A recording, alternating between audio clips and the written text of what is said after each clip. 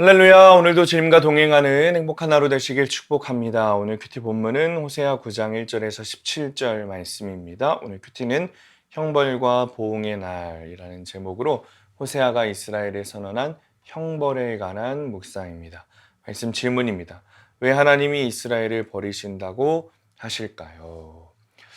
이방 사람처럼 기뻐 뛰놀지 말라라는 것은 바알신 앞에서 풍요를 기원하지 말라라는 뜻입니다. 1절입니다. 이스라엘아 너는 이방 사람처럼 기뻐 뛰놀지 말라. 네가 음행하여 네 하나님을 떠나고 각 타작마당에서 음행의 값을 좋아하였느니라. 당시 이방인들은 타작마당이나 술틀에서 바알신에게 제사를 지내면서 신전 창기와 음란한 의식을 거행했습니다. 그런데 문제는 이런 가증한 일을 이스라엘 백성이 따라했다는 거예요. 바알이 물질적 풍요와 번영을 가져다 준다고 믿었기 때문이죠. 갑자기 찾아오는 기근 같은 사건은 바알의 풍요를 쫓는 나를 돌이켜 하나님의 구원을 향하게 하시려는 하나님의 채찍입니다. 당시 이스라엘 백성은 선지자들의 특이한 행동 때문에 그들을 종종 미친 사람으로 취급했습니다.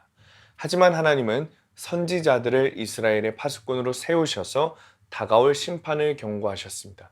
이스라엘 백성이 그 경고를 듣고 돌이키기를 원하셨기 때문이죠. 그러나 이스라엘 백성은 선지자의 메시지가 못마땅하다라는 이유로 그가 가는 길목마다 덫을 놓아 선지자를 심하게 괴롭혔다는 거예요. 하지만 하나님은 오늘도 파수꾼 선지자를 세우셔서 나에게 말씀하십니다. 하나님이 이스라엘을 처음 만났을 때를 회상하셨어요. 광야에서 만난 포도송이와 무화과 나무의 첫 열매 같았다 말씀하시죠.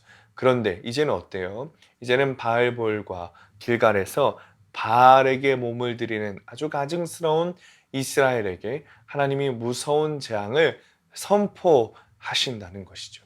17절 말씀입니다. 그들이 듣지 아니하므로 내 하나님이 그들을 버리시리니 그들이 여러 나라 가운데 떠도는 자가 되리라. 그들이 의지하고 자랑하던 에브라임의 영광이 새같이 날아간다 말씀하세요. 내가 스스로 뽐내던 에브라임의 영광이 떠나는 사건은 성도의 진짜 영광인 하나님을 바라보게 하는 구원의 사건이라는 사실을 우리가 알아야 합니다. 적용 질문입니다. 내가 목표를 달성하고자 믿지 않는 사람들처럼 악하고 음란하게 행하는 일은 무엇입니까? 두 번째, 내 영광이 떠난 사건이 있었습니까? 내가 즉시 회개하고 돌이켜야 할 것은 무엇입니까? 오늘의 원포인트, 공동체의 나팔 소리를 잘 들어야 합니다. 하나님을 믿는다고 말은 하는데 진심으로 믿지 않는 자들이 많다는 거. 여전히 타작마당과 술틀에서 무당에게 절하고 기도하는 우리에게 음란하다 하시는 하나님의 말씀은 너무 정확하죠.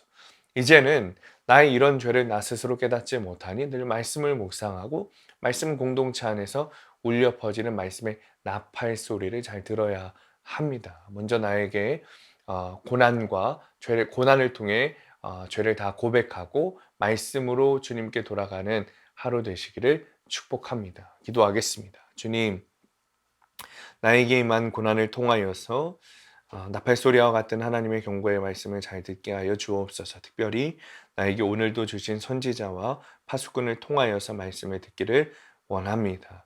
설교 말씀을 통하여서 큐티를 통하여서 말씀 공동체인 속회를 통하여서 나팔 소리와 같은 주님의 말씀을 듣고 내 죄를 보고 깨닫고 회개하여 하나님께 더 가까이 나아가는 우리가 되게 하여 주옵소서. 예수님의 이름으로 기도합니다. 아멘.